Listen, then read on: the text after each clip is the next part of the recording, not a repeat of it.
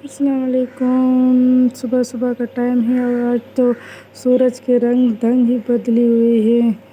आज तो सुर्ख और पीला नज़र आ रहा है। देखिए आज आसमान के रंग भी चेंज हुआ पड़ा है, जैसे आज फिर कोई बादल वगैरह आ रहे तो बना रहे नाश्ता। तो ये सबसे पहले मैंने 4 पेड़े बनाए हैं। इस पेड़ों के अंदर मैंने मक्खन दिया हुआ है। इन सब में ये जो चबी है ये स्पेशल मैंने खुद बनाई है आटे के लिए। इसमें मैं आटा रख कर पेड़े बनाती हूँ और रोटी बनाती हूँ। तो आप देखेंगे मज़ेदार मक्खन वाला पराठा। पूरा मक्खन। तो इसके साथ मैंने मज़ेदार लस्सी बनाई है, देख सकते हो।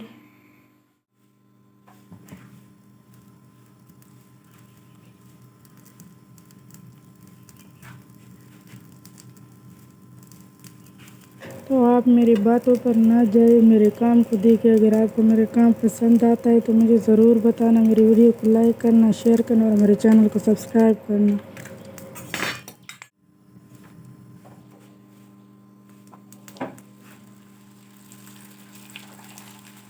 क्योंकि ये ओरिजिनल गंदम का आटा होता है तो कहीं ना कहीं से रोटी पाट ही जाती है, तो इसमें कोई हर्ज नहीं होता।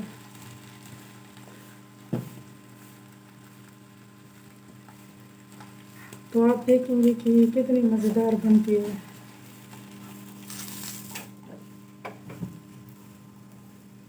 जो ओरिजिनल गंदम का आटा होता है उसकी रोटियां थोड़ी सी पाट भी जाती है तो उसका कोई मसला नहीं होता, लेकिन इसकी रोटी बहुत ही मज़ेदार पकती है।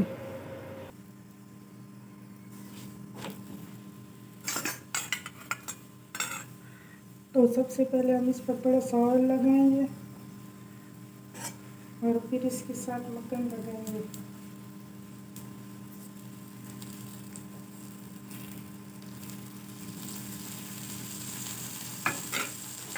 मक्खन लगाने के बाद आप देखेंगे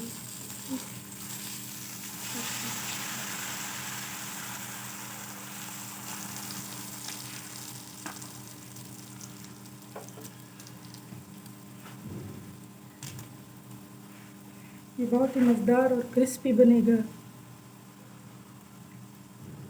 क्योंकि मक्खन वाला होता है तो इसको खाने में भी बहुत ही मज़ा आता है।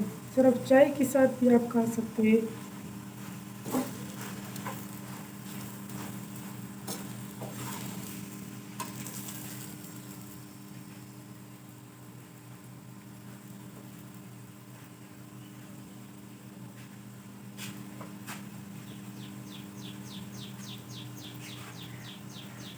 तकरीबन हमारे घर में इसी तरह जब भी बनते मक्खन वाले ही पराठे बनते हैं। तो देखिए इसका कलर कितना खूबसूरत आ रहा है।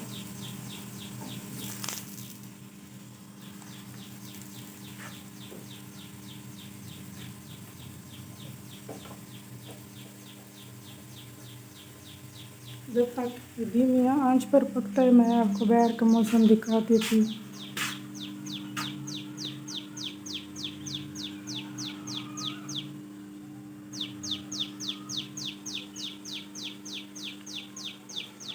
चिड़ियों की आवाज़ सुने कितनी खूबसूरत आ रही है।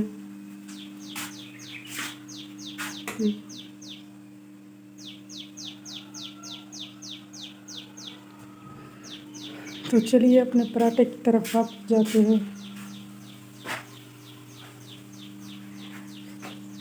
ये है सेटअप, ये है किचन का सारा सेटअप। माशाल्लाह मेरा किचन बहुत ही बड़ा है। जितना बड़ा किचन है उतने ज़्यादा बर्तन है।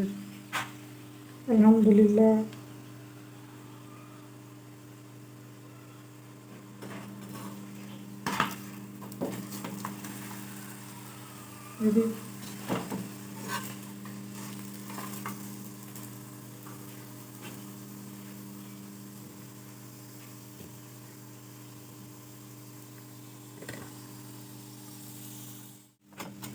एक दूसरा बनाते हैं।